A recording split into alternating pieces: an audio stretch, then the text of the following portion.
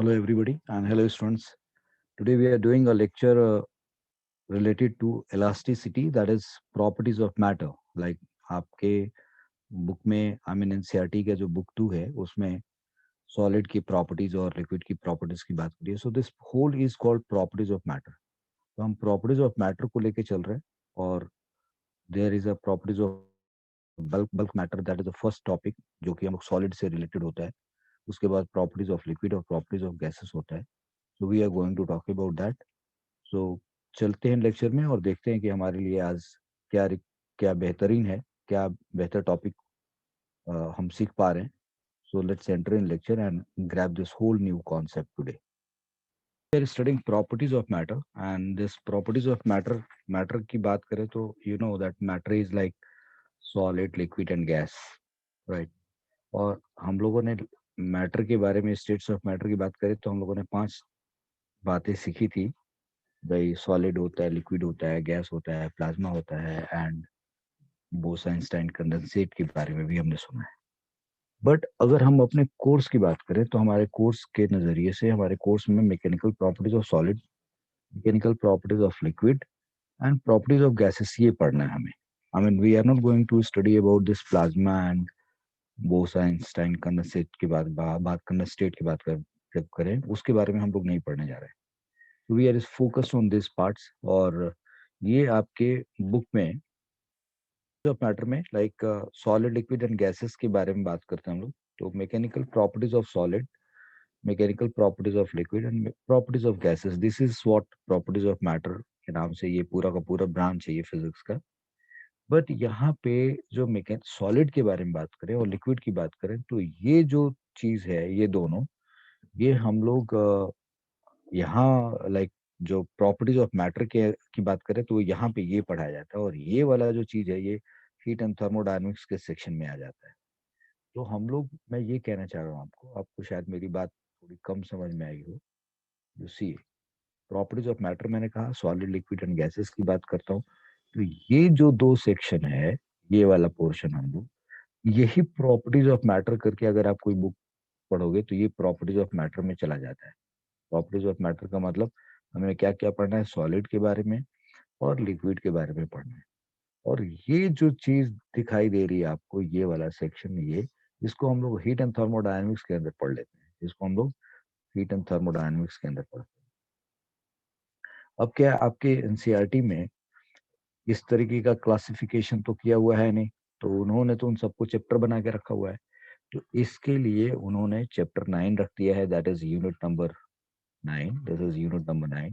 This is unit number 10 and this is unit number 13. इसको इन्होंने आपके बुक में काइनेटिक थ्योरी ऑफ गैसेस के नाम से रखा है. Kinetic theory of gases. तो कायदे से अगर मैं आपको बात कहूँ तो आपके, जैसे आपको याद होगा कि क्लास 11th में मैंने बताया कि आपको थर्मोडायनेमिक्स में जाएंगे तो बहुत सारे पार्ट पढ़ने पड़ेंगे. टेम्परेचर है, थर्मल एक्सपेंशन है, स्पेसिफिक हीट है, कैलोरीमेट्री है, थर्मोडायनेमिक्स है, ट्रांसफर ऑफ हीट है. सो उसी में काइनेटिक थ्योरी ऑफ गैसेस भी है. तो ये सेक्शन उधर वो चला जाता है. और फिर ऑसिलेशन और वेव्स एक अलग ब्रांचेस है. तो हम लोग प्रॉपर्टीज ऑफ मैटर पढ़ रहे हैं, यानी कि कुछ लोग अगर कोई दूसरी बुक फॉलो करते हैं एनसीईआरटी के अलावा तो वो प्रॉपर्टीज ऑफ मैटर के नाम से जानते होंगे इन दोनों को. और अगर आप एनसीईआरटी के नजरिए से देखें तो आप आज का लेक्चर आपका यूनिट 9 की तरफ फंसा पड़ा है. लेकिन मैकेनिकल प्रॉपर्टीज ऑफ सॉलिड की बात करेंगे हम लोग आज के इस लेक्चर में. और इसको हम लोग मैक्सिमम 2 से 3 लेक्चर में ये हमारा चैप्टर खत्म हो जाएगा. 2 और 3 लेक्चर्स के अंदर ये यूनिट नंबर 9 हमारा वो खत्म हो जाएगा. So we are going for this mechanical properties of solid. So I'll take you to the next page and tell you that what is the focus of lecture today. That's what we are going. So let's come along with me. So बच्चों, focus of this lecture is like this is unit 09 we are doing class 11th class का, and class 11 physics we are doing this unit 09 and mechanical properties of solid की बात हो रही है. So इसमें हम लोग properties of solid की बात कर रहे हैं. और we will be discussing what is elasticity, plasticity, brittleness, stress and types of stress क्या होता है, strain and types of strain क्या होता है, Hooke's law क्या है, modulus of elasticity क्या है, Young's modulus क्या है, और बाकी भी और मॉडुलस होते हैं लाइक बल्क मॉडुलस हम लोग उसको कहते हैं, बल्क मॉडुलस. और एक और मॉडुलस होता है जिसको हम लोग मॉडुलस ऑफ रिजिडिटी कहते हैं, मॉडुलस ऑफ रिजिडिटी कहते हैं। और भी चीजें होती हैं, but my point is that कि we will be covering today till here. इसके आगे के अगले लेक्चर में हम लोग इससे आगे के टॉपिक्स और भी कुछ हैं उसको हम लोग करेंगे। तो हमारा फोकस आज इन छोटे छोटे टॉपिक्स के ऊपर रहेगा। So now we are going to talk about what is properties of solid and all. So जब हम सॉलिड की बात करते हैं तो हमें ये पता होना चाहिए, सॉलिड हमारे पास बेसिकली एक क्रिस्टलाइन सॉलिड होता है, क्रिस्टलाइन सॉलिड, और दूसरा एमॉर्फस सॉलिड, एमॉर्फस सॉलिड। तो जब क्रिस्टलाइन सॉलिड की बात करते हैं और एमॉर्फस सॉलिड की बात करते हैं तो क्या मतलब है? एमॉर्फस सॉलिड का आप सबसे बेहतर एग्जांपल है चौक, आपने देखा होगा, राइट? या सपोज कर लो दिस इज चौक, और अगर जिसको हम लोग आपने देखा होगा रेत को और सीमेंट को अगर आप मिला देते हैं तो वो थोड़ा सॉलिड बन जाता है इस तरीके का। सो that is also amorphous solid. अगर हम एमॉर्फस सॉलिड में और बड़े सारे एग्जांपल्स लिख सकते हैं, लाइक ग्लास को भी हम लोग एमॉर्फस सॉलिड के अंदर लेके आते हैं, एमॉर्फस सॉलिड में ग्लास, और clay you can say, like this is all comes under this amorphous solid. Crystalline solid का मतलब ये है कि के जिस सॉलिड के अंदर एटम्स का एक बॉन्ड बन करके प्रॉपर पैटर्न होता है, जिसके पास लैटिस होता है। Solid which has solid which has crystals, which has crystalline, which has a crystalline, which has a crystalline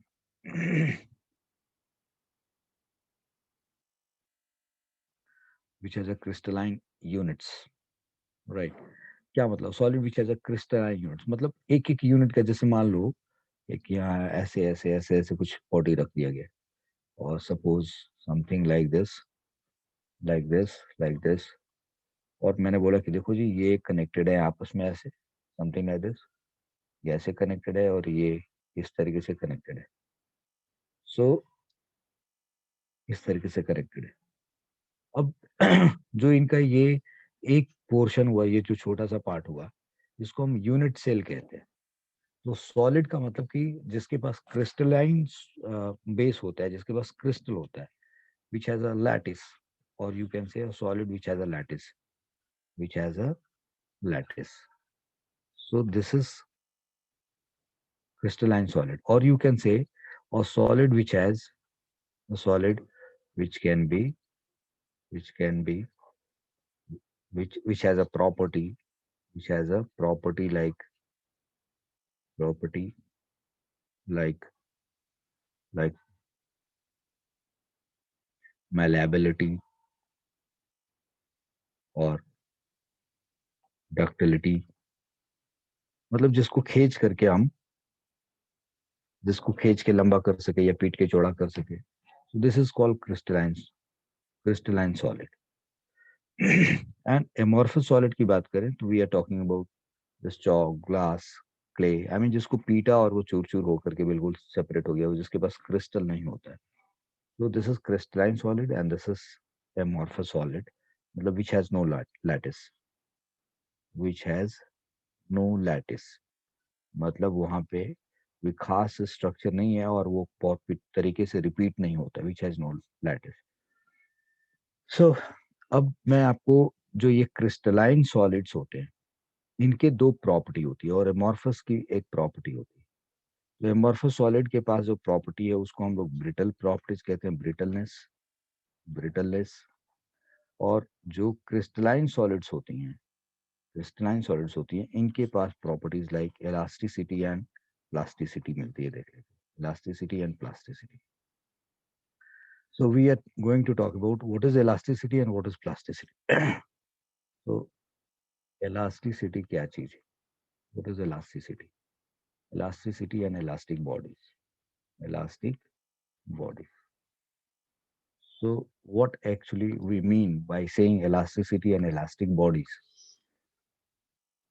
So let me take you through, like, we can say that property of solid, property of solid by virtue of which, by virtue of which, property of solid by virtue of which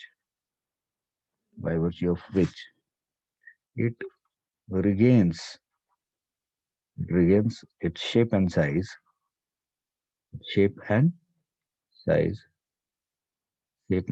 after removal of, removal of deforming force.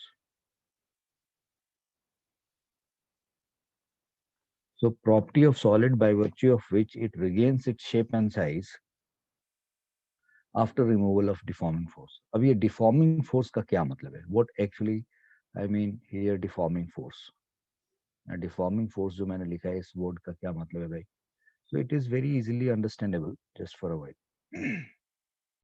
So deforming force का क्या मतलब है यहाँ पे? तो अगर हमने कोई बॉडी ले ली, लेट सपोज मैंने एक इस तरीके की बॉडी ले, और इस बॉडी को, ये एक बॉडी लिया मैंने, और उस बॉडी के ऊपर मैंने कोई फोर्स लगा दिया, let suppose I have applied a force like this, इस पे एक फोर्स लगा दिया इस तरीके से, और फोर्स लगाने की वजह से ये जो बॉडी है हमारी, वो कुछ इस तरीके से एक्सटेंड हो गई, फोर्स लगाने से कुछ ऐसी हालत में आ गई। भाई फोर्स लगाए रखा, फोर्स जब लगाए रखा तो this has structure like this, और जैसे अब फोर्स हमने हटा लिया इसके ऊपर से, तो फोर्स हटा लिया तो फिर से वो बॉडी कैसे बन गई? जैसे पहले थी वैसे बन गई। तो अब अगर मैं यहाँ पे जो ये फोर्स लगा है, that force which I have applied, ये फोर्स जो मैंने लगा रखा है, ये फोर्स क्या कर रहा है? इसको डिफॉर्म कर रहा है। So this force is called deforming force, this is deforming force. यानी कि एक ऐसा फोर्स जो किसी के स्ट्रक्चर को, जिसके जो किसी के शेप और साइज में डिफॉर्म्स ला सके, डिफॉर्मिटी पैदा कर सके, that is called deforming force. So elasticity होता क्या है? Property of solid by virtue of which, यानी कि ये किसी सॉलिड की प्रॉपर्टी की बात हो रही है, property of solid by virtue of which it regains its shape and size after removal of deforming force, then it is called elasticity. This property, deforming force, is known as is known as is known as elasticity. इस property को हम elasticity कहते हैं, and such bodies are elastic bodies. Such bodies are elastic bodies. इनको हम elastic bodies कहते हैं, and such bodies are elastic bodies. ठीक है जी? So like, अब आपको सुन के अजीब सा लगेगा, ये एग्जाम्पल तो आप अच्छे तरीके से जानते हैं रबर के बारे में, और दूसरा एग्जाम्पल लिखूंगा तो आपको अजीब लगेगा, स्टील। ये मोस्ट इलास्टिक होता है। अब किसी को भी ये लगेगा कि यार ये इलास्टिक कैसे हो गया, स्टील कैसे इलास्टिक हो गया? तो will talk about this later on, but still most elastic, this is most elastic. So now we know elasticity and elastic bodies matlab properties of solid by virtue of which it regains its shape and size after removal of deforming force is known as elasticity, and such bodies are called elastic bodies. मैंने आपको दो example भी दे रखा है। This is what we are talking about, elasticity and elastic bodies. एक property, अब आप जरा इसके बारे में सोचो, प्लास्टिसिटी किसको कहते हैं? What is plasticity? Plasticity and plastic bodies, plastic bodies. So जब हम इसकी बात करते हैं, so we are saying that the property of property of solid by virtue of which, by virtue of which, property of solid by virtue of which it remains, it remains in deformed state, it remains in deformed state even after, even after removal of deforming force। यानी कि deforming force आपने हटा दिया, उसके बावजूद भी वो deformed state में रहता है। Property of solid by virtue of which it remains in deformed state even after removal of deforming force is known as, is known as plasticity, plasticity, such bodies, and such bodies are known as such bodies are known as plastic bodies, plastic bodies. अब जो मैं बात कहने जा रहा हूँ वो थोड़ा डिस्प्यूट जैसा लगेगा. हर सॉलिड बॉडी जो क्रिस्टलाइन है वो किसी हद तक मैंने बोला हर सॉलिड बॉडी जो कि क्रिस्टलाइन है वो किसी हद तक इलास्टिक बॉडीज की जैसा बिहेवियर करती है. और अगर आप उसको डिफॉर्म करते जाओ करते जाओ करते जाओ करते जाओ और आपने एक बाउंड्री पार कर ली और उसके बाद भी उस पर फोर्स लगाए रखे आप और वो डिफॉर्म हो गई, अब अगर आप डिफॉर्मिंग फोर्स हटाओगे तो वो लौट के नहीं आती. यानी कि इलास्टिसिटी एंड प्लास्टिसिटी करीब करीब हर सॉलिड बॉडी का कैरेक्टरिस्टिक होता है. जैसे आप एक लोहा ले लो और लोहे के ऊपर हथौड़ी से मारो. So if you are hammering the iron again and again again and again, sometime वो कहीं ना कहीं वो थोड़ा सा पिचक जाता है, फिर उसी डिफॉर्म्ड स्टेट में रह जाता है. अगर आपने एक हथौड़ी मारी तो पता चला उसके शेप में कोई चेंज नहीं हुआ. So what I mean to say that iron जो कि क्रिस्टलाइन सॉलिड है, जिस पे आप लोड लगा करके और तार को मतलब लोड लगा के उसको तार की तरीके से खींच सकते हो. लेकिन आपने देखा होगा कि जब आप उसको गर्म करते जाओ, उसको गर्म कर दो और गर्म करके उसके ऊपर फिर उस पर फोर्स लगाओ तो वो फिर क्या हो जाता है, वो फ्लैटेंड हो जाता है या डिफॉर्म्ड हो जाता है. और फिर आप डिफॉर्मिंग फोर्स हटा भी लेते हो तो वो लौट करके अपने शेप में नहीं आता. सो हर क्रिस्टलाइन सॉलिड एक लिमिट तक इलास्टिक है और उसके बाद वो प्लास्टिक बिहेवियर शो करने लगता है. तो मैंने यहाँ पे जो बात कही वो क्या कही कि जो भी क्रिस्टलाइन सॉलिड है, राइट, ये एक हद तक ये सॉल ये कैसा बिहेवियर कर रहा है, इलास्टिक बिहेवियर कर रहा है. इलास्टिक बिहेवियर शो कर रहा है, ये इलास्टिक बिहेवियर शो कर रहा है. और कुछ हद के बाद वो प्लास्टिक बिहेवियर शो करने लगता है, प्लास्टिक बिहेवियर शो करने लगता है. तो इलास्टिक बिहेवियर शो करने का मतलब क्या हुआ भाई, within within a limit, within a limit अगर फोर्स लगाया जाए तो, within a limit if force is applied, मतलब if applied force applied force यानी कि जो डिफॉर्मिंग फोर्स है, जो डिफॉर्मिंग फोर्स है वो विद इन लिमिट है, विद इन लिमिट है मतलब एक हद के बाहर नहीं है. और if deforming force is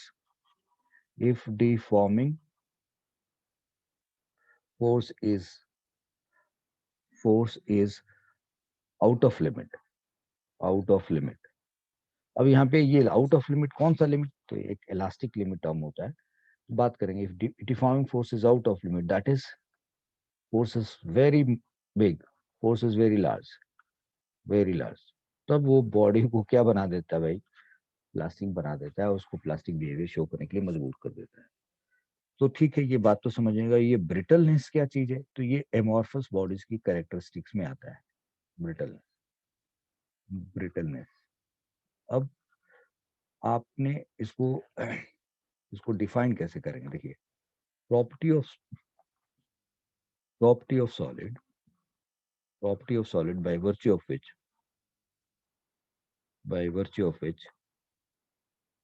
it is broken it is broken into it is broken into pieces. It is broken into pieces. Just a minute. Broken into pieces. Property of solid by virtue which it is broken into pieces is known as brittleness. मतलब example कितना सटीक देखो, मोतीचूर का लड्डू. अब लड्डू किसी का हो, मोतीचूर का लड्डू आपने देखा होगा. इस लड्डू को अगर आप फोर्स लगा दोगे तो उसकी बूंदियां क्या हो जाएगी, बिखर जाएंगी. लाई जो हम लोग खाते हैं आजकल, ये चने का, अलग अलग धान की लाई बनती है, समथिंग लाइक दैट, जो अभी आपने दिवाली में खाया हो। बतासा, एक खास तरीके का मिठाई है बतासा। क्या है ये? इसको फोर्स लगाओ चूर चूर हो जाएगा। बतासा, पता नहीं स्पेलिंग, BATASHA, बतासा। बतासा लिख दो ऐसे, बतासा। So what is this like, कि ये ब्रिटल बॉडीज है, एक तरीके से शुगर का इकट्ठा किया हुआ है, शुगर केन कह लो या शुगर क्यूब कह लो। शुगर क्यूब को आप फोर्स लगाओ, क्या होगा? चूर चूर हो जाएगा। So that is brittleness. So इसमें एग्जांपल वही चौक, ठीक है ना, चौक की बात कर लो, समथिंग लाइक दैट। या अ, मिट्टी से क्ले का, मिट्टी का खिलौना की बात कर लो, like, I hope you got my point, right? So I don't know much more English of such kind of, जो साइंटिफिक वर्ड्स नहीं होते हैं मुझे उनके बारे में ज्यादा पता नहीं। So, so this is what we are trying to talk about now. We know elasticity, plasticity and brittleness. ये प्रॉपर्टी कौन दिखाता है? एमॉर्फस सॉलिड दिखाता है। एमॉर्फस, एमॉर्फस सॉलिड दिखाता है। ओके, नहीं, अब हमने देखा है कि सॉलिड बॉडी, सॉलिड की बात हो रही थी। हमारा चैप्टर क्या है? मैकेनिकल प्रॉपर्टीज ऑफ सॉलिड की बात कर रहा हूँ। Mechanical properties of solid. तो सॉलिड का मैकेनिकल प्रॉपर्टीज का मतलब क्या हुआ? सॉलिड पे मैकेनिक्स अप्लाई करना मतलब फोर्स अप्लाई करना है भाई। फोर्स अप्लाई करने पे सॉलिड किस तरीके से बिहेवियर दिखा रहा है, मतलब वो प्लास्टिक है, इलास्टिक है, ब्रिटल है। सो हम लोग इसके बारे में बात करते हैं। So we know properties of solid, and हम लोगों ने इन दोनों चीजों के बारे में बात कर ली। अब हमें बात करना है स्ट्रेस क्या होता है, टाइप ऑफ स्ट्रेस क्या होता है, स्ट्रेन क्या होता है, इनके बारे में बात करना है। तो चलो चलते हैं आगे हम लोग। सो स्ट्रेस क्या चीज है? What is stress?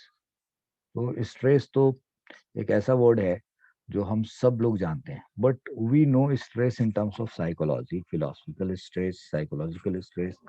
Everybody is in stress.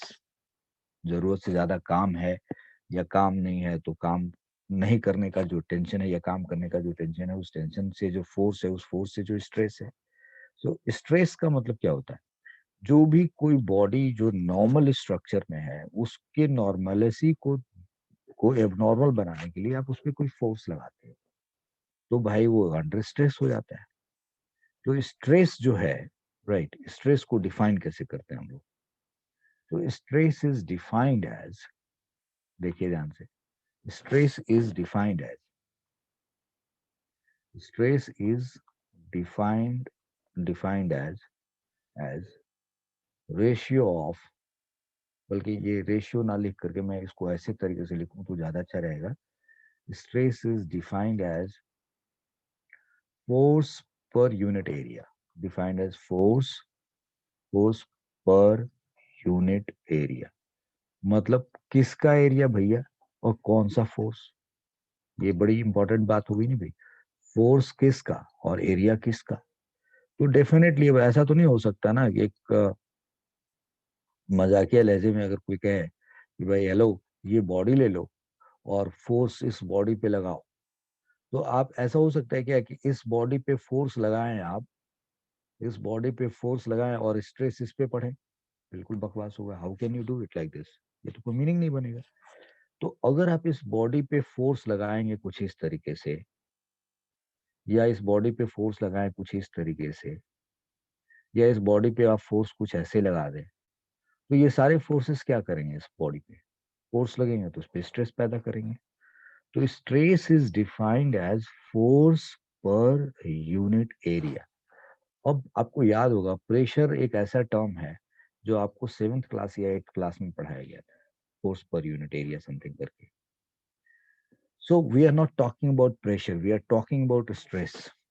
Solid के ऊपर जब हम फोर्स पर यूनिट एरिया पढ़ते हैं, मेरी बात बहुत ध्यान से सुनना बच्चों, सॉलिड के ऊपर जब फोर्स पर यूनिट एरिया पढ़ते हैं, तो वो प्रेशर नहीं कह के स्ट्रेस कहलाता है। और अगर कोई बैलून है, उस बैलून में कोई लिक्विड भरा हुआ है, या कोई बैलून है उसमें कोई गैस भरा हुआ है, और उस पर फोर्स लगा दें, तो वहां जो फोर्स पर यूनिट एरिया होता है, उसको स्ट्रेस नहीं कहते हैं, उसको हम प्रेशर कहते हैं। सो प्रेशर एंड स्ट्रेस दोनों को डिफाइन करने का तरीका एक जैसा है। Stress is used in stress we use in, I mean, in context of solid bodies, and pressure we use in case of liquid and gases की बात करते हैं। So stress is defined as force पर unit area. So stress को आप, stress का formula क्या हुआ, दैट इज फोर्स और अपॉन एरिया। तो कौन सा फोर्स, अब अगर ये फोर्स लगाते हो आप तो इसका एरिया लेना पड़ेगा। तो कौन सा एरिया लेंगे आप, ये वाला एरिया ले लेंगे भाई, इस पे आप लगा रहे हैं फोर्स। अगर आपको ये चीज ठीक से नहीं समझ में आई तो ये वाला एरिया ले लिया भाई, आपका ये फोर्स इतने एरिया पे लग रहा है। और अगर आप यहाँ पढ़ रहे हैं तो देखो ये फोर्स लगाया तो ये कितने पे एरिया पे लग रहा है, इस पे लग रहा है या इस पूरे बॉडी पे लग रहा है, तिरछा होके लग रहा है। ये लगा रहे हो तो आप कहोगे कि भाई इस पूरे एरिया पे लगा रहा है मैं इतना फोर्स। ये लगा रहे हो तो कोई कहेगा मैं इस एरिया पे पढ़ा। अब ये फोर्स लगा करके, फोर्स ऐसे लगाओ और एरिया ये वाला लो, तो बड़ा अजीब सा नहीं लगेगा कि फोर्स ऐसे लगा रहे हैं तो भाई इस एरिया के ऊपर, मतलब फोर्स ऐसे लग रहा है तो ये एरिया नेचुरली चूज करने का मन करेगा। और फोर्स आप ऐसे लगाएंगे और आप ये एरिया लेंगे, ये भी ठीक बात है। फोर्स ऐसे लगाएंगे और ये एरिया लेंगे तो थोड़ा अजीब सा लगने लगता है। तो ये सब कुछ को हम लोग अभी थोड़ा देर में बात आपको समझा देते हैं। तो स्ट्रेस का मतलब होता है फोर्स किसी बॉडी पे लग रही है, उस बॉडी का एरिया लेना है। कौन सा एरिया लेना है, क्रॉस सेक्शन एरिया लेना है। तो फोर्स पर unit area, which area this is, I say cross section area. तो भैया ये ध्यान रखना है, एरिया ऑफ क्रॉस सेक्शन लिख रहा हूँ, एरिया ऑफ क्रॉस सेक्शन लिख रहा हूँ। So this is force per area of cross section, that is called stress. तो यूनिट क्या हुआ इसका, तो यूनिट हो गया न्यूटन, न्यूटन, और दिस इज मीटर स्क्वायर। स्ट्रेस को हिंदी में प्रतिबल कहते हैं हम लोग, प्रतिबल। फोर्स का मतलब बल, और पर यूनिट एरिया है। जो प्रतिदिन जैसे पढ़ते हैं यानी कि पर डे, तो प्रतिबल मीन्स बल प्रति एरिया है, दिस इज कॉल्ड प्रतिबल, ये स्ट्रेस का हिंदी है। तो unit, unit is newton. So when we talk about stress का यूनिट की बात करें तो न्यूटन पर मीटर स्क्वायर है ये। सो this is Newton per metre square, ये स्ट्रेस हो गया हमारा। डायमेंशन की बात करें हम इसके, इसके डायमेंशन की बात करें, तो इसके डायमेंशन की बात करें तो इसका डायमेंशन हुआ mlt-2/L²। So this comes out ml-1t-2। This is stress का ये यूनिट हो गया और ये डायमेंशन हो गया। सो स्ट्रेस एंड प्रेशर की बात की है हमने, लाइक स्ट्रेस एंड प्रेशर की बात हो रही है। सो दिस इज, ये फोर्स पर यूनिट एरिया है और ये भी फोर्स पर यूनिट एरिया है, ये भी फोर्स पर यूनिट,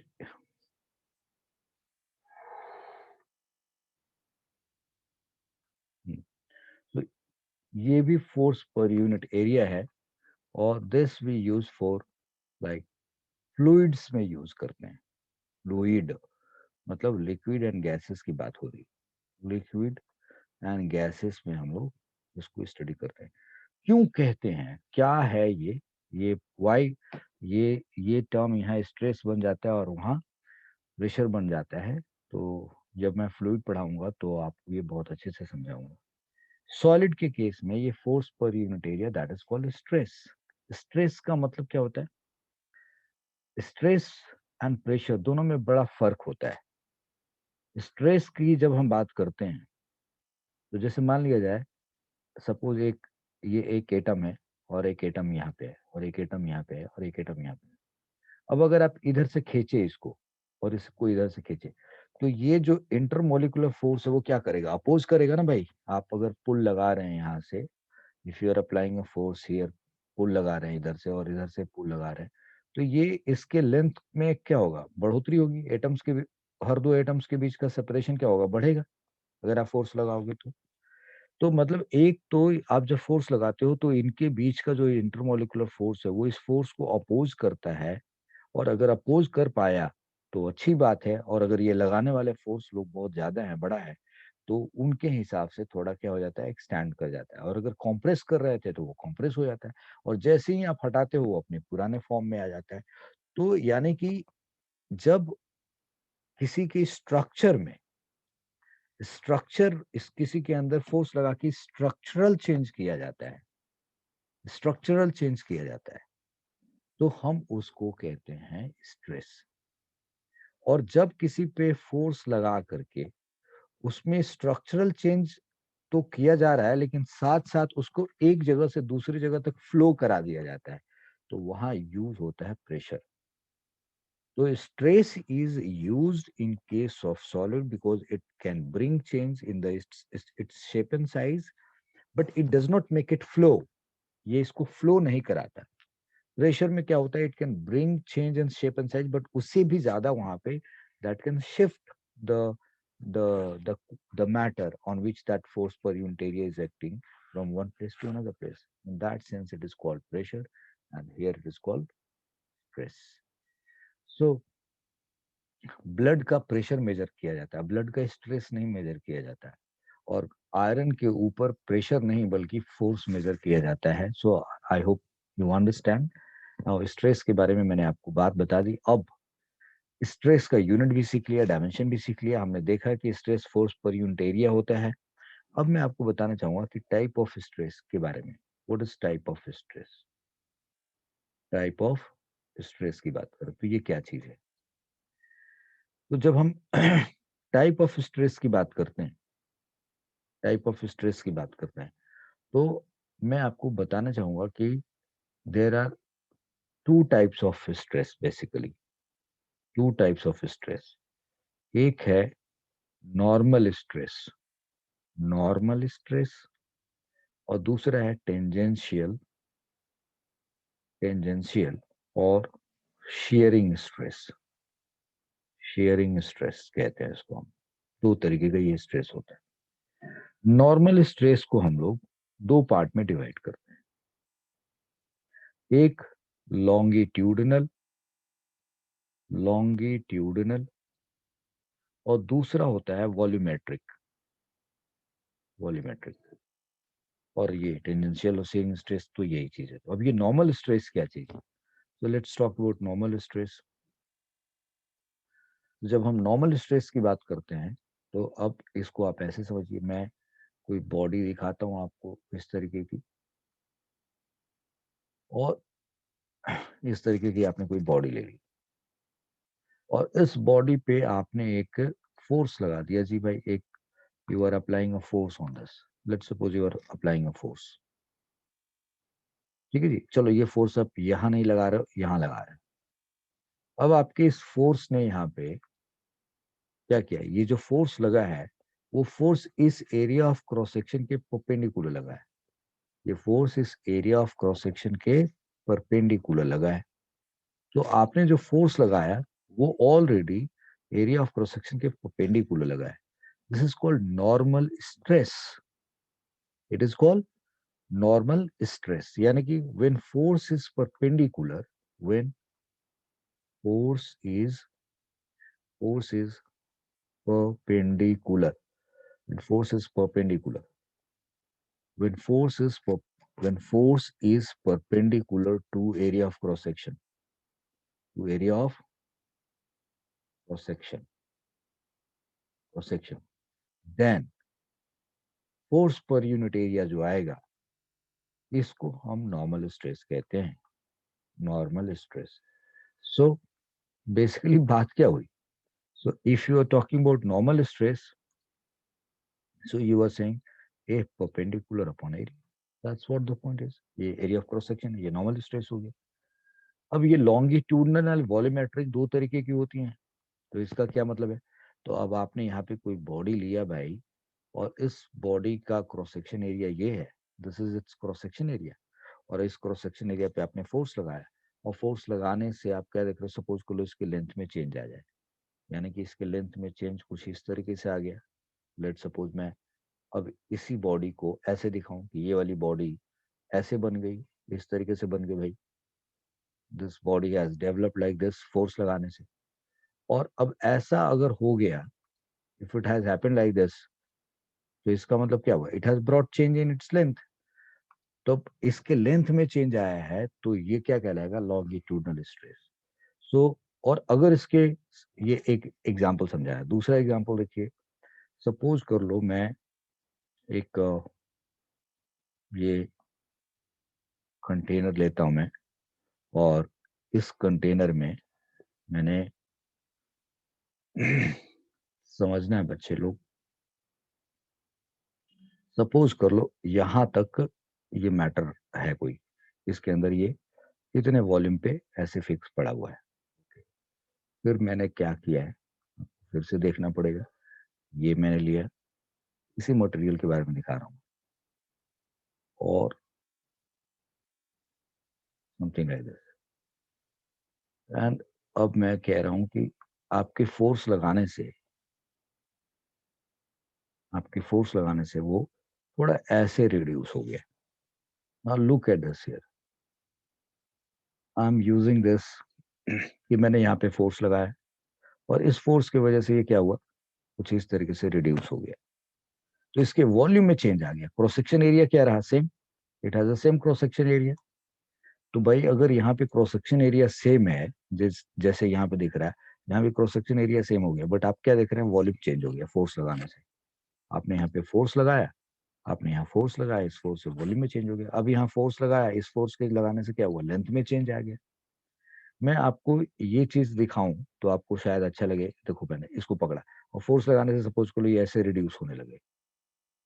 फोर्स आपने ऐसे लगाया और मतलब फोर्स आप लगाते गए और ये रिड्यूस हो गया ऐसे कुछ इस तरीके से। वो getting my point. So force आपने लगाया और ऐसे हो गया। तो ये तो मैंने आपको दिखाने के लिए किया, वैसे अगर आप फिगर बनाएंगे तो आपको पता ही है कि कैसे दिखाना है।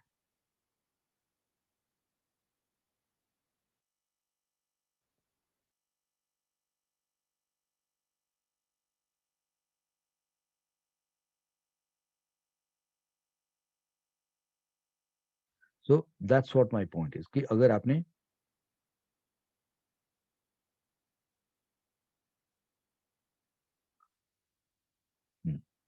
सो बच्चों मैंने आपको समझा दिया कि अगर आपने फोर्स लगाया, इस एरिया पे लगाया, तो ये ऐसे शिफ्ट हो गया। तो यहाँ भी मैंने करके दिखा दिया। तो लॉन्गिट्यूडनल स्ट्रेस का क्या मतलब हुआ, the stress which brings change, the stress, the normal stress which brings change in length, in length। देख रहे हैं यहाँ पे फोर्स लगा के हमने लेंथ बड़ा किया है, यहाँ फोर्स लगा के हमने वॉल्यूम छोटा किया है। उल्टा क्यों नहीं दिखाते हम लोग, फोर्स लगा करके लेंथ छोटा कर दें या फोर्स लगा के वॉल्यूम बड़ा कर दें। वो भी कर सकते हैं, आई मीन उसमें भी कोई गलती नहीं है, बट जनरली ये किया जाता है। But it does not mean कि वो नहीं हो सकता। तो the normal stress which brings change in length is called longitudinal stress, इसको लॉन्गिट्यूडनल स्ट्रेस कहेंगे। And the normal stress which brings which brings change which brings change in volume, that is called volumetric stress, उसको हम volumetric stress कहते हैं। तो चलो जी, longitudinal stress भी समझ गया, वॉल्यूमेट्रिक स्ट्रेस भी समझ गया। अब ये टेंजेंशियल स्ट्रेस क्या चीज है, तो टेंजेंशियल स्ट्रेस को आप ऐसे समझिए। अब इस डायग्राम को ठीक से बनाना पड़ेगा, तब जाके बात बनेगी। ये देखिए, ये लिया, इस बॉडी पे एक फोर्स लगाते हैं, और फोर्स कैसे लगाते हैं, आप फोर्स ऐसे लगा रहे हैं, you are applying a force on this body like this. तो आपके ऐसे फोर्स लगाने से नतीजा क्या हुआ, नतीजा ये हुआ। जरा देखिए क्या दिखा रहा हूं मैं, नतीजा हुआ। Look at this here, this I have taken a different color, I hope you understand this particular point।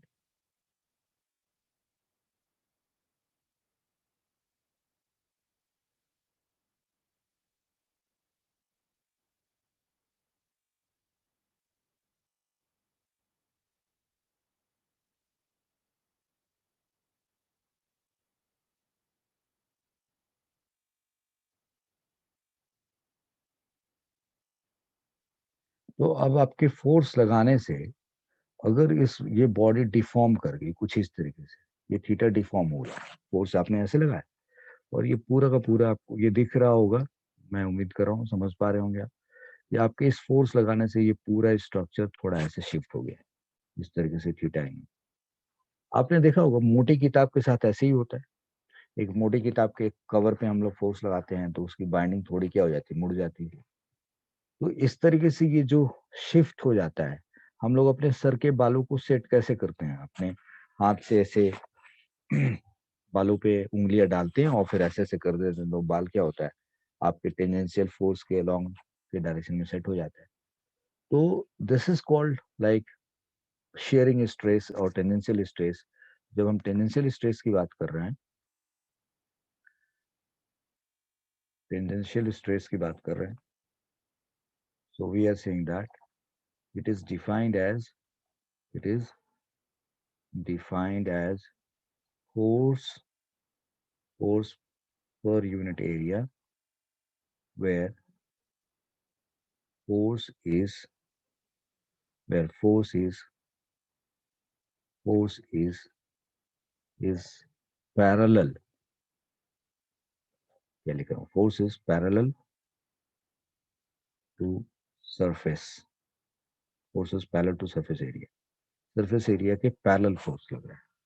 तो इतने बड़े एरिया के ऊपर आपने फोर्स लगाया, एरिया कौन सा लिया जाएगा, ये वाला एरिया लिएगा, बट इस एरिया यानी कि प्लेन ऑफ एरिया में ही आपने फोर्स लगाया, जो प्लेन ऑफ एरिया, उस प्लेन ऑफ एरिया के परपेंडिकुलर नहीं लगा, यानी कि the force F is applied force, applied force is in plane of area, plane of area, ठीक है जी। अच्छा, अब अगर आपने फोर्स ऐसे लगा, अब अगर कोई कहेगा क्यों फोर्स तो हमने यहाँ लगाया, इस जगह पे लगाया, लेकिन इसके नजरिए से देखो तो ये वाला इस प्लेन के तो ये परपेंडिकुलर है, ठीक है भाई परपेंडिकुलर है, but it has not brought the change in length and it has not brought change in volume, what it has brought change, तो इसके स्ट्रक्चर में थोड़ा सा शिफ्ट कर दिया, लैटिस में थोड़ी ओरिएंटेशन डिसोरिएंटेशन पैदा कर दिया। तो टेंजेंशियल स्ट्रेस का मतलब which brings change in what, shape, shape में चेंज लेके आया है, साइज में यहाँ कोई खास फर्क नहीं पड़ा, जो इसका जो साइज था वही यही साइज रहा है यहाँ पे, बट ये थोड़ा डिस्टॉर्ट हो गया। सो द आप यहाँ देखिए, इस जगह पे आपने क्या किया, इसका शेप जैसा था रेक्टेंगल था, रेक्टेंगल अभी भी है, यहाँ पे सिलेंड्रिकल था, सिलेंड्रिकल यही रहा, शेप सेम रहा, साइज में चेंज आ गया, देख रहे हैं आप यहाँ पे, it has brought change in it size, ठीक है जी। यहाँ पे देखिए शेप में चेंज लेके आ गए, साइज में कोई चेंज नहीं आया। So a force, applied force is in plane of area. Applied force is in plane of area, and this tangential stress brings change in what shape. It brings change in shape. Shape में change लेके आने की कोशिश करता है. So this is tangential stress की बात करें तो हम लोग क्या लिखेंगे, एफ पैरेलल अपॉन एरिया ऐसे लिख देते हैं, और एफ पैरेलल का मतलब जिस एरिया को ले रहे हैं उसी एरिया के प्लेन, जिस प्लेन में है वो उसके पैरेलल लग रहा है ये। तो ये टेंजेंशियल स्ट्रेस हो गया, और ये आपने नॉर्मल स्ट्रेस और that is longitudinal stress and volumetric stress पढ़ लिया। अब आपको क्या पढ़ना है भाई, now we have to talk about strain क्या चीज होता है। तो व्हाट इज स्ट्रेन, स्ट्रेन क्या चीज है, what is strain. So we are talking about a strain now. So I must say that this is called विकृति, विकृति यानी कि डिस्टॉर्शन की बात हो रही है, कोई चीज कोई कृति है उसमें विकृति आ गई, मतलब उसमें चेंज आ गया, बदलाव आ गया, डिफॉर्म कर दिया आपने, strain is thus. So strain is measured as, या it is defined as, strain is defined, strain is defined as ratio of change in dimension, change in dimension. Strain is defined as the ratio of change in dimension to the original dimension. Original dimension, ये तरीका है इसको लिखने का। मतलब what do you mean by saying dimension here, यहाँ MLT की बात नहीं हो रही है, यहाँ डायमेंशन का मतलब अगर वो 3D है तो मतलब वॉल्यूम में चेंज आया तो वॉल्यूम में चेंज, अगर लेंथ में चेंज है तो भाई original length, I mean change in length upon original length, volume में चेंज है तो change in volume upon original volume, that is the dimension का मीनिंग है यहाँ पे। सो स्ट्रेन जो है, जैसे हमने देखा कि तीन तरीके का स्ट्रेस होता है, longitudinal stress, volumetric stress and sharing stress. तो ये भले ही स्ट्रेस दो तरीके का, नॉर्मल एंड शेयरिंग स्ट्रेस है, बट फाइनली तो वो 3 पार्ट में इवॉल्व होकर के आया। तो ठीक हम लोग स्ट्रेन को भी ना 3 टाइप्स बनाते हैं, और वो 3 टाइप्स स्ट्रेन जो बनता है वो क्या है, कि दिस 3 टाइप्स ऑफ स्ट्रेन की बात करें तो हम, तो अगर हम 3 टाइप्स ऑफ स्ट्रेन की बात करें तो पहला जो हमारा है वो ये है, this is longitudinal stress, then we call it volumetric strain, sorry longitudinal strain कहना चाहिए मुझे, फिर वॉल्यूमेट्रिक स्ट्रेन कहते हैं, और फिर हम लोग शेयरिंग स्ट्रेन कहते हैं। तो अब क्या चीज है भाई, what is this now? So this is longitudinal strain, longitudinal strain क्या चीज है ये? So it is defined as change in change in length change in length to original length। तो जो ओरिजिनल लेंथ है और जो चेंज लेंथ है उसके रेशियो को हम लोग लॉन्गिट्यूडनल स्ट्रेन कहते हैं। सो दिस एल एस या एल एस ऐसे लिख दिया, this is delta L by L, भाई ये फॉर्मूला हो गया लॉन्गिट्यूडनल स्ट्रेन। फिर बारी बारी आएगी वॉल्यूमेट्रिक स्ट्रेन। तो ये क्या चीज है? It is ratio of it is ratio of change in volume change in volume to the original volume. So this is volumetric strain. So this is delta v by v. Okay, right. And shearing strain की बात करें, shearing strain की बात करें तो ये क्या चीज है भाई? So this is, अब देखो यहाँ पे आपने शेयरिंग स्ट्रेस पढ़ा ना, that is F parallel upon area. ये जो थीटा है, ये थीटा है। इस डायग्राम को अगर फिर बनाते हैं, चलो मैं आपको बना के दिखाता हूँ। सो लाइक ये कुछ इस फॉर्मेट पे था, आपने इस पे फोर्स लगाया, let's suppose you have applied a force on this, और आपने इस पे फोर्स लगा करके इसमें डिफॉर्म कर दिया, कुछ इस तरीके से ये डिफॉर्म हो गया, it has deform like this. तो ये एंगल क्या होगा? This angle is theta. तो ये जो शिफ्टिंग हुई, ये जो अपने ओरिजिनल लाइन से जो ये शिफ्ट हो गया, अपने ओरिजिनल लाइन से जो ये शिफ्ट हो गया ओरिजिनिंग पोजीशन से, तो ये जो थीटा है, this theta we measure as this theta in radian. इसको हम लोग शेयरिंग स्ट्रेन कहते हैं। So let's suppose if I name this is O and this is A, और ये ओ है, यहाँ ए था, और यहाँ ए डैश आ गया। तो अब ये क्या हुआ? ये क्या हुआ? लेंथ ऑफ आर्क, जिसको रेडियस मान लेंगे, this theta is equal to now length of arc A dash और अपॉन ओ ए। क्या आ गया? लेंथ ऑफ आर्क अपॉन, ये इसको लेंथ ऑफ आर्क मान लो छोटा सा, इसको रेडियस मान लो, तो ये स्ट्रेन निकाला जाता है, शेयरिंग स्ट्रेन। सो स्ट्रेन के बारे में ये बात समझ ली। बड़ी बात आपको क्या समझनी है कि strain has no unit, it has no unit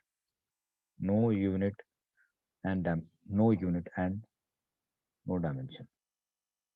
क्यों भाई? क्योंकि it is it is ratio of similar physical quantity, it is ratio of similar physical quantities. भाई ऊपर लेंथ है, नीचे भी लेंथ है, इसलिए इसके पास इसका यूनिट नहीं होता। सो स्ट्रेन के पास कोई यूनिट नहीं है, ये बात समझ में आ गई। इसका मतलब कि मतलब कितना विकृति लाया है, कितना टेढ़ापन लेके आया भाई। तो आपने उसको एक तरीके से क्या किया, फ्रैक्शनल चेंज पढ़ा ना भाई, fractional, I mean ratio of change in length upon original length आपने पढ़ा। यानी कि एक तरीके से अगर परसेंटेज पढ़ना हो तो आप सिर्फ 100 मल्टीप्लाई कर दें तो आप परसेंटेज स्ट्रेन निकाल सकते हो, यानी कि कितना परसेंटेज स्ट्रेन डेवलप हुआ। तो ये स्ट्रेन पढ़ने का फायदा है। अब ये स्ट्रेन पढ़ा क्यों जाता है? तो देखो, सारी कवायद, पहले मैं आपको एक नया टॉपिक की तरफ लेके चलूंगा, हुक्स लॉ की बात करेंगे, एंड देन फिर this is Hooke's law. Robert Hooke थे साहब, ये नाम सुना ही होगा आपने, रॉबर्ट हुक। इनका थोड़ा बहुत, राइट, दिस रॉबर्ट हुक की बात हो रही है। तो इन्होंने क्या बताया, इन्होंने बताया कि मैं आपको ये चीज, एक छोटा सा फिगर दिखा रहा हूँ, सपोज कुछ इस तरीके की आप।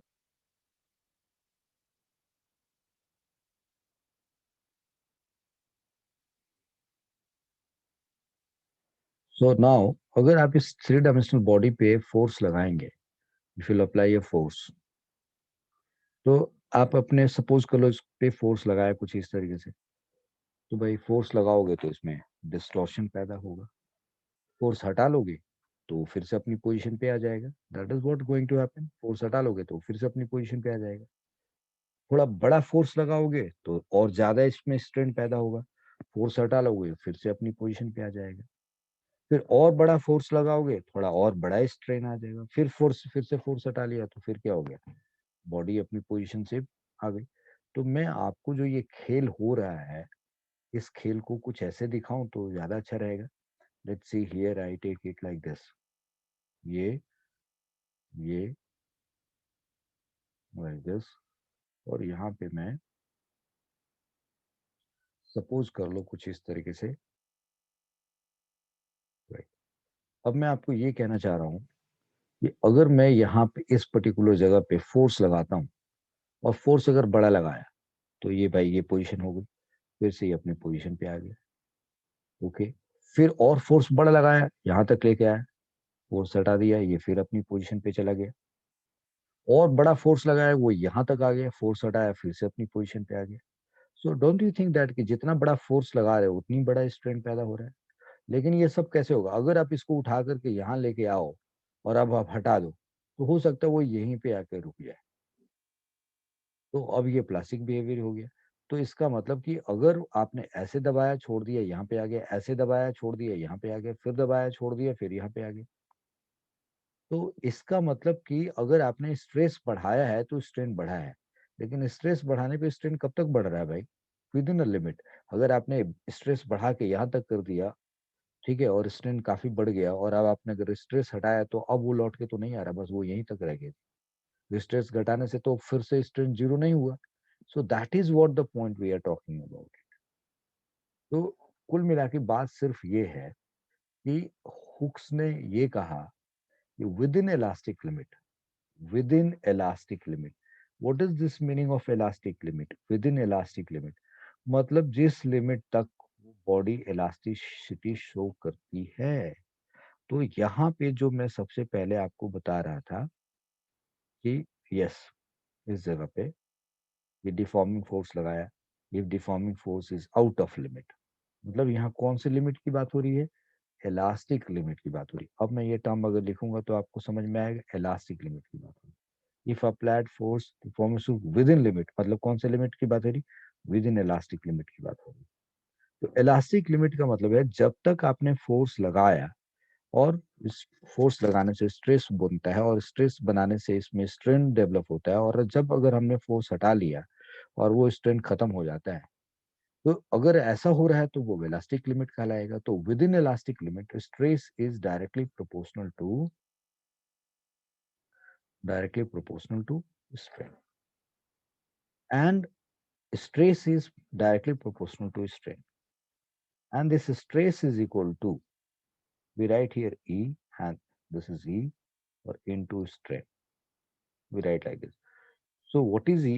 इसको हम कहते हैं प्रोपोर्शनलिटी कांस्टेंट, प्रोपोर्शनलिटी कांस्टेंट कहते हैं इसको, प्रोपोर्शनलिटी कांस्टेंट कहते हैं, and this is known as modulus of elasticity, this is known as modulus of elasticity, इसको मॉडुलस ऑफ इलास्टिसिटी कहते हैं।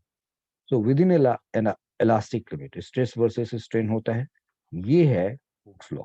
According to Hooke, according to Hooke's law, will say like this, according to Hooke's law, within elastic limit stress is proportional to strain, यानी कि stress is equal to this. ये है आपका Hooke's law.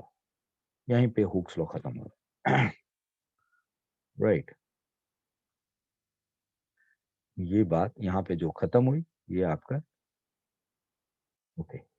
सो अब what I mean to say that कि E is proportionally constant, और इसको know that is what we known as modulus of elasticity. तो हुक्स लॉ क्या होता है आप समझ गए।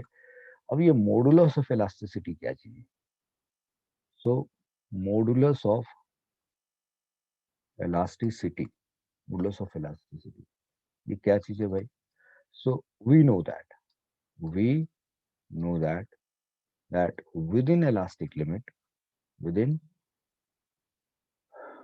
elastic limit, within elastic limit, stress is proportional to strain, and stress is equal to E into strain. And from here this E is equal to what? Stress upon strain. तो ये जो stress upon strain है, E is equal to stress upon strain है, ये जो आपके सामने यहाँ रखा हुआ है, this is called modulus of elasticity. Modulus of elasticity. क्या इसका नाम ऐसे क्यों पड़ा हुआ है मॉडुलस ऑफ, मॉडुलस का मतलब क्या होता है, मेजरमेंट, राइट, न्यूमेरिकल वैल्यू।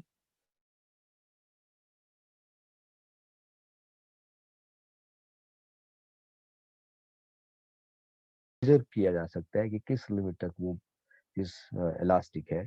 इसी तो stress upon strain, this is modulus of elasticity. So modulus of elasticity means it is in fact, in fact, in fact, E measures measures that measures that body is elastic, body is elastic up to what limit, to what limit, ये एक तरीके से measurement है। In fact E measures that a body is elastic up to what limit, this is what modulus of elasticity is। या कितना ज्यादा elastic है, यानी कि ई मेजर करके, स्ट्रेस अपॉन स्ट्रेन मेजर करके, और you can say in other words कि हमें ये पता चलता है कि अगर किसी बॉडी में थोड़ा सा स्ट्रेन लगाने के लिए कितना स्ट्रेस पैदा करना पड़ेगा। I mean, to gain a such amount of strain, how much stress is required. So, in other words, we can say that. In other words, it let us know. It let us know that for getting strain, for getting strain of desired amount,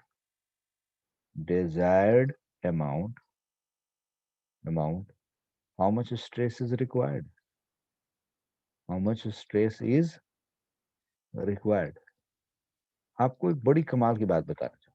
ये जो E है, जो E measures that body is elastic up to water में, this E is characteristics of material. ये एक material का characteristics है, characteristics of material है। मतलब भैया अगर आपने आयरन लिया है तो आयरन का इलास्टिक लिमिट फिक्स है, वो कॉपर के इलास्टिक लिमिट के बराबर नहीं होगा, वो सिल्वर के इलास्टिक लिमिट के बराबर नहीं होगा। तो ये करेक्टरिस्टिक्स ऑफ मटेरियल है। सो अगले लेक्चर में हम लोग ये इलास्टिक्स बिहेवियर और प्लास्टिक बिहेवियर का एटॉमिक एक्सप्लेनेशन सीखेंगे, and that will be quite brilliant lecture.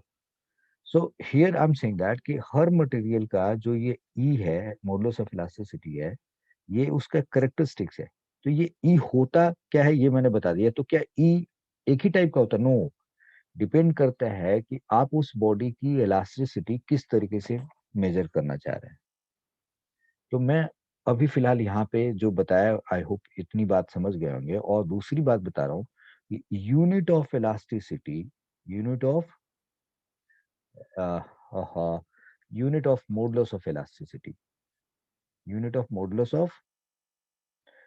Of elasticity, unit of modulus of elasticity is equal to what, unit of strain, stress के बराबर है। जो स्ट्रेस का क्या है, स्ट्रेस का जो यूनिट है, स्ट्रेस का जो यूनिट है, वही यूनिट किसका है, modulus of elasticity, unit of modulus of elasticity is equal to unit of stress. अब हम आपको ये बताना चाहेंगे कि जो ये मॉडुलस ऑफ इलास्टिसिटी है, मॉडुलस ऑफ इलास्टिसिटी है, ये तीन तरीके की होती है। मॉडुलस ऑफ इलास्टिसिटी ये थ्री टाइप्स की हैं। So this is the number one. और भी होती हैं बट मेजर थ्री टाइप्स की है। So one is called Young's modulus, Young's modulus of elasticity, Young's modulus of elasticity, elasticity. Another is called Bulk's modulus of elasticity, Bulk's modulus of elasticity, elasticity, and this is called modulus of rigidity, modulus of rigidity. So ये basically तीन तरीके के modulus of elasticity है। Means अगर एक body बोला जाए कि कितनी इलास्टिक है, if a body is elastic and that body is how much elastic, तो इसको कैसे मेजर करते हैं? तो इसको हम लोग खींच करके, यानी कि एक्सटेंड करके या उसको कॉम्प्रेस करके समझते हैं। तो वो क्या हुआ? Young's modulus of elasticity. यानी कि किसी तार को लिया आपने और उस तार पे लोड लगा दिया, और तार पे लोड लगाने की वजह से वो तार एक्सटेंड हो गया। तो हम वो पढ़ते हैं कि वो उसके अंदर एक्सटेंडेबिलिटी कितनी है, एक्सटेंडेबिलिटी कितनी है, खिंच जाने की उसके अंदर कितनी योग्यता है, और with in elastic, that is called young. दूसरी बात, अगर उसी मटेरियल का कोई बल्क मटेरियल है, मतलब it has a some certain amount of volume, तो उसको कितना कॉम्प्रेस कर सकते हैं, कितना दबा सकते हैं, तो that is called bulk modulus of elasticity. और फिर उसको हम मरोड़ करके, ट्विस्ट करके, तो ये क्या हुआ? मॉडुलस ऑफ इलास्टिसिटी हुआ, दैट इज कॉल्ड। तो ये तीन तरीके का मॉडुलस ऑफ इलास्टिसिटी होता है। So will talk about Young's modulus now. Young's modulus, Young's modulus of, Young's modulus of elasticity, Young's modulus of elasticity. तो ये क्या चीज है भाई Young's modulus of elasticity? It is represented by Y, it is represented by Y. ये Y use किया जाता है, ठीक है, capital Y. It is represented by Y. Okay, इसको स्मॉल वाई मत लिख देना। Y, it is ratio of, it is ratio of longitudinal, longitudinal stress, longitudinal stress and longitudinal strain, longitudinal strain.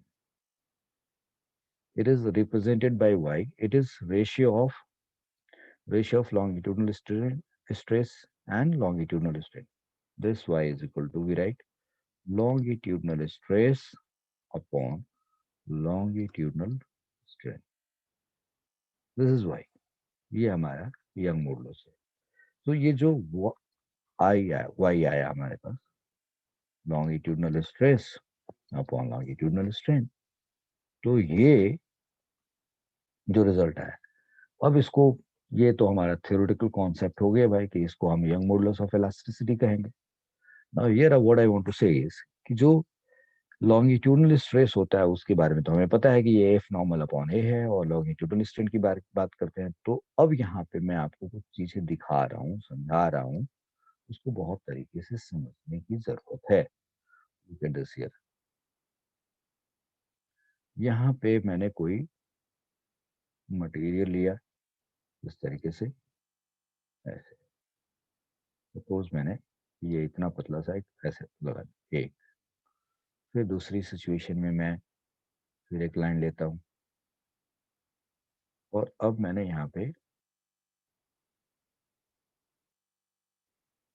फिर एक रॉड लिया कुछ ऐसी, और इसके साथ मैं एक लोड लगा देता हूँ ऐसे करके, और यहाँ पे एक लोड लगा दिया, कोई वेट लगा दिया।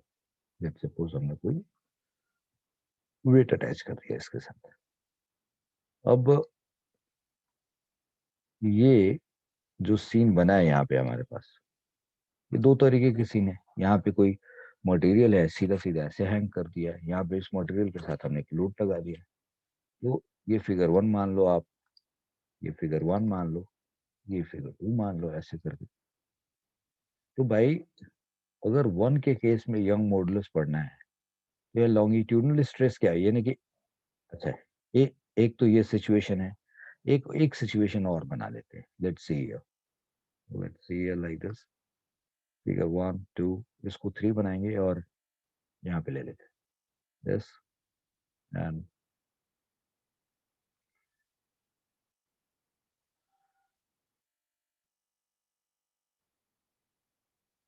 ठीक है जी, समथिंग लाइक दिस।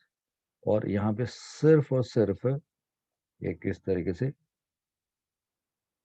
ये लगा के, और हमने यहाँ पे बोला कि यस, सॉरी, बोला कि ये हमारा एफ है।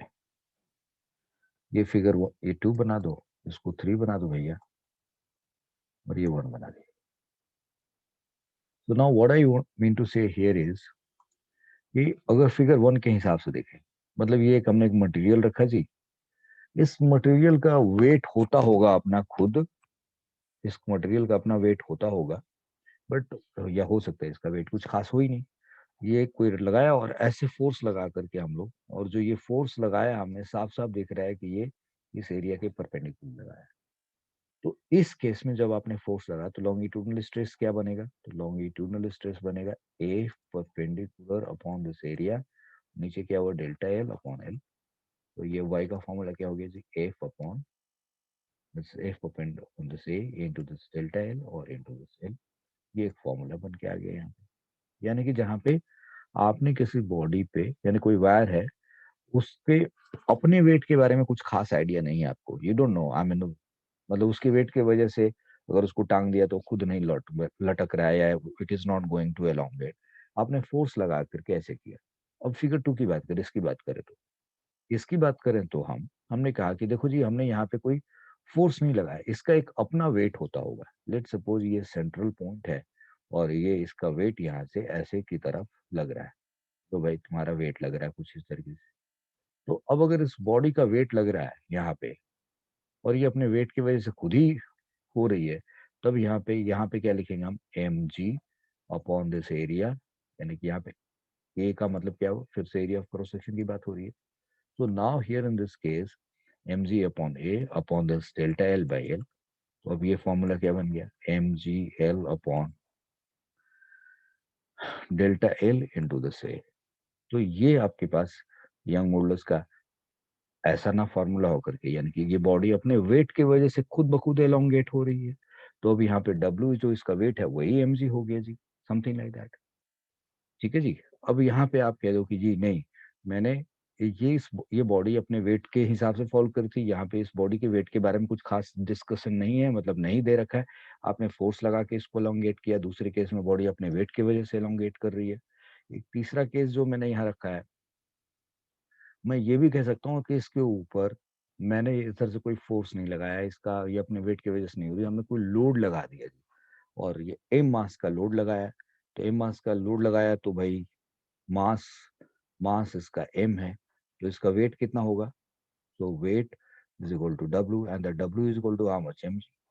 तो हम अब इस केस में फॉर्मूला क्या लिख देंगे, सो ठीक है, that is W upon A लिख देंगे, एम जी की जगह पे W upon, and now here delta L by L लिख देंगे। तो अब ये क्या हो गया, W upon A into this is delta L और into this L, this is what we can write it, ये लिखा जा सकता है। सो दिस अच्छा, अब एक सिचुएशन ऐसी भी बनाई जा सकती है कि सपोज कर लो सर, इस बॉडी का अपना वेट भी लिया जाना है और इस पे ये भी लग गया, तो आप यहाँ पे डब्लू को बजाय क्या करो, इसका भी वेट ले लो, ऐसे भी ले लो। तो अलग अलग केस में आपके पास इस तरीके का ये फॉर्मूला चला है कि ये यंग मॉडुलस होगा, और यंग मॉडुलस का यूनिट क्या होगा, so unit of Young modulus is, unit of Y is what, newton per metre square, same, क्योंकि ये वन ऑफ द मॉडुलस है, मॉडुलस का यूनिट स्ट्रेस के यूनिट के बराबर होता है। और इसका डायमेंशन पढ़ने जाइए तो क्या होगा जी, M L minus one T minus two, यही पढ़ा है आपने इसका डायमेंशन स्ट्रेस का। सो इस तरीके से ये यंग मॉडुलस खत्म होता है। ठीक है बच्चा लोग, एक मिनट। So now we have done this much, Young modulus तो कर रखा है। अब देखो मैं आपको यंग मॉडल्स पढ़ाने के बाद बाकी जो टॉपिक है लाइक बल्क मॉडल्स एंड और अगले अलग टॉपिक अगले लेक्चर में हम लोग करेंगे। आज जो अभी हमने पढ़ा इससे रिलेटेड एक छोटा सा न्यूमेरिकल कर लेते हैं। So let's see, there is a numerical here. Two wires of diameter 0.25 centimeter. Two wires of diameter, यानी कि each wire has two wires. There is a wire one and wire two. Two wires of diameter 0.25 centimeter. ये diameter दे रखा है. One made of steel and the other made of brass are loaded as shown. जिस तरीके से यानी कि this is a steel wire, this is a brass wire. इसके साथ यहाँ 4 किलोग्राम का वेट है और यहाँ पे 6 किलोग्राम का वेट है. The unloaded length of steel wire is 1.5 meter and that of brass is 1 meter. Compute the elongation यानी कि डेल्टा एल निकालना of the steel and the brass wires. दोनों के केस में elongation हमें पता करना है. So how will solve it this question? तो समथिंग लाइक दिस, लाइक आप यहाँ पे देखो, यहाँ पे टेंशन T1 मान लो, ये T1 हो गया, राइट. इसका वेट लगेगा नीचे की तरफ और यहाँ के टेंशन को आप T2 मान लो और इधर टेंशन T2 मान लो लाइक दिस, और इसका वेट ऐसे नीचे की तरफ लगेगा. ठीक है जी. तो यहाँ पे इस बॉडी पे इस यानी कि T1 should be equal to, ये जो T1 होना चाहिए that should be equal to what, 4 kg का weight 4 into G plus T2 होना चाहिए यहाँ पे. और इसके लिए अगर आप देखो तो T2 is equal to how much भाई, this is equal to 6g. So T1 is equal to 4g plus T2 and T2 is equal to 6g. चूंकि एक्सेलरेशन कोई है नहीं, सब कुछ ऐसे हैंग हो रहा है, तो हम लोग T1 को क्या लिख सकते हैं, 4g plus 6g that is equal to 10g and this is T2 is equal to 6g. So this is 100 newton and this is 60 newton. आपको यहाँ का इसमें टेंशन आ गया. तो ये जो फोर्स है, ये जो टेंशन है, ये क्या लग रहा है, इस एरिया पे लग रहा है, वायर की क्रॉस सेक्शन एरिया पे. सो आपको लेट सपोज ब्रास का निकालना है. सो डेल्टा एल यानी कि गामा ऑफ स्टील यानी कि Y S that is equal to how much. You will write F that is this tension, यानी कि जितना ये लग रहा होगा यहाँ पे, तो this tension is how much we have found, T1 is equal to 100 newton. So 100 newton का फोर्स यहाँ पे लगा होगा और upon pi D square by 4, pi D square by 4 यानी कि डी इसका डायमीटर ले लिया. So 100 Newton upon pi D square by 4 that is force पर यूनिट एरिया, ये हो गया. और दिस इज डेल्टा एल, ये निकालना है आपको, और अपॉन एल ओरिजिनल करोगे आप. तो यहाँ से डेल्टा एल की वैल्यू क्या निकलेगी, डेल्टा एल स्टिल क्या निकल के आएगा, ये पूरा ऊपर चला गया जी. So you will say that 100 in 100, I hope you understand my point. ये डेल्टा एल बाई एल है यहाँ पे, चलो यहाँ पे एक और एल ऐसे लिख दो, and this is equal to now 100 या अपॉन दिस यंग मॉडुलस. और यहाँ पे ये पाई डी स्क्वायर बाई 4 आप ऐसे ले लोगे इस जगह पे, और इस एल को आप यहाँ से हटा करके, ये जो एल है यहाँ से ये हटा दो, तो इस एल को आप सीधा सीधा कहाँ ला के रख दो, इस delta L S is equal to now यहाँ पे लेके आओ, ये यहाँ पे एल डाल दो. सो फॉर्मूला समझ में आ गया. सो ये क्या आ गया, force upon area F into L upon young modulus into this, ये फॉर्मूले लगा दिए हम जो हम लोग पढ़ते थे, by young modulus is equal to f upon this a and this is delta l और into this l. अब आपको क्या लिखाना है, डेल्टा एल तो यहाँ y आ जाएगा. सो यानी कि delta L is equal to formula क्या हो गया, f upon a into y. So that is what the formula has come over here.